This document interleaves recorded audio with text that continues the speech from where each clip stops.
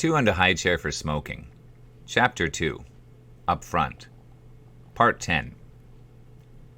Oh man, you're not going to believe this. Sean lit the joint. We were in the park, the magical forest as it was known, close to my parents' house. What? And don't bogart that joint, my friend. I'm not.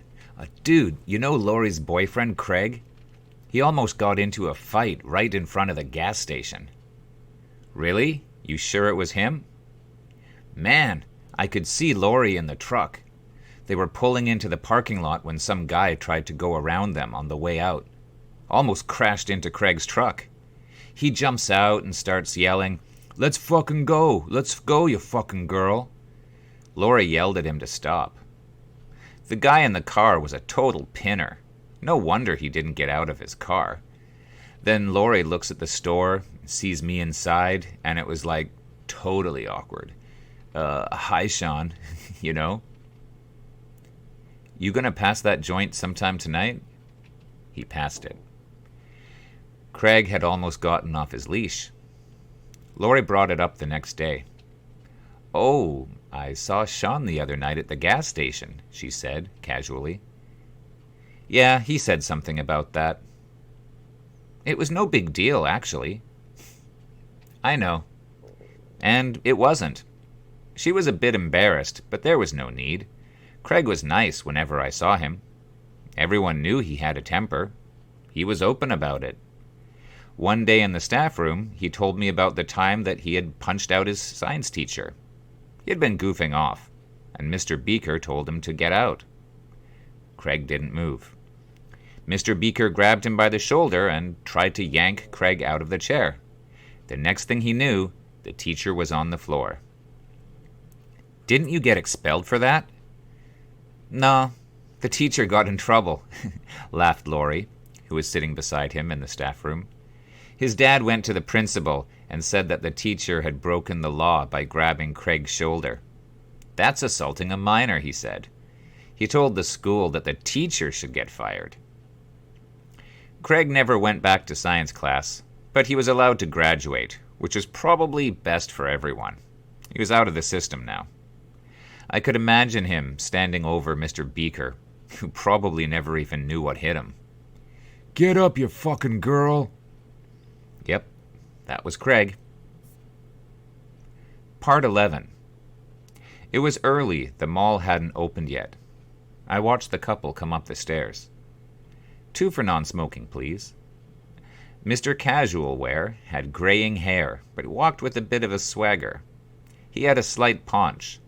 The girl beside him was younger. Much younger. 20? Maybe. She was pretty. He was the manager of a clothing store on the first level. He had a penchant for part-timers. She wasn't the first. Was he giving her the best shifts? From the look on her face, she seemed satisfied with what she was getting, like the cat that got the cream. I never said anything to him about it. No one did. But Mr. Casual Wear knew. I'm sure the girl knew too. We gossiped about them. After I took them to their table and brought them coffee, Fran nudged me in the pass bar.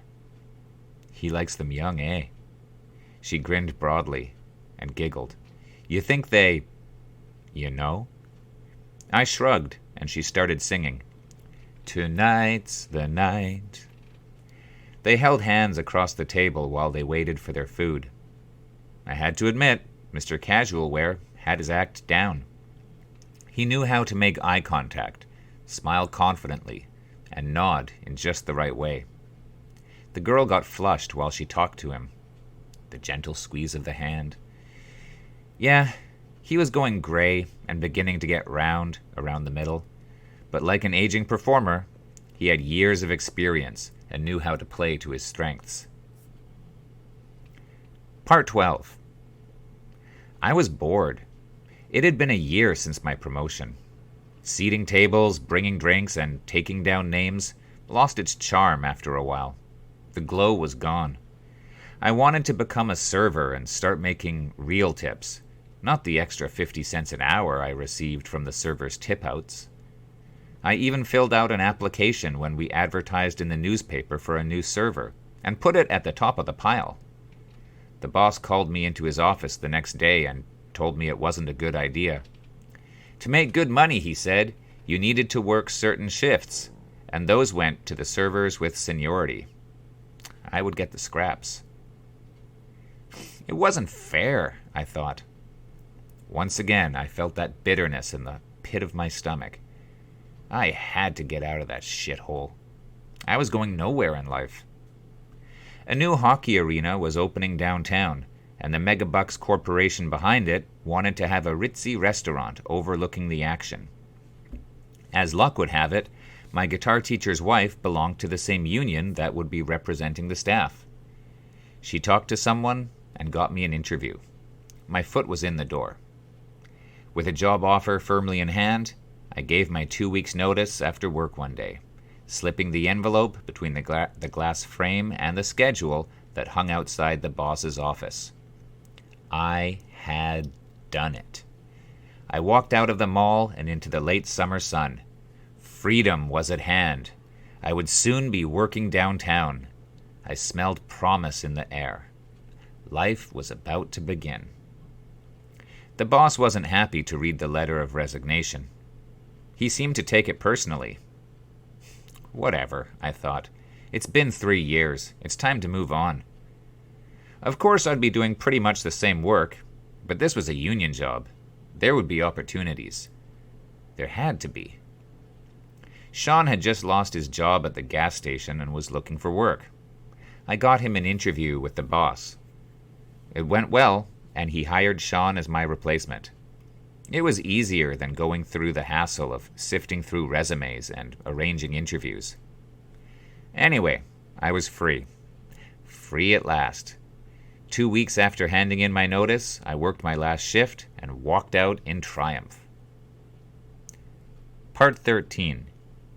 Not long after, it occurred to me I might not have thought things through. The buzz of the new job wore off surprisingly quickly. The commute took almost an hour and a half.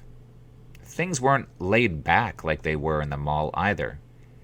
Management was constantly watching us. If your shirt is wrinkled, don't even bother coming in, we were told. To top it off, I was making less money than I had in the mall. The restaurant was only open for games and special events. I made more money per hour, true, and the tip-outs were bigger, but there weren't many hours to be had. How had I not done the math? Still, it wasn't all bad. Working in a 4-star restaurant brought me in contact with a different class of people.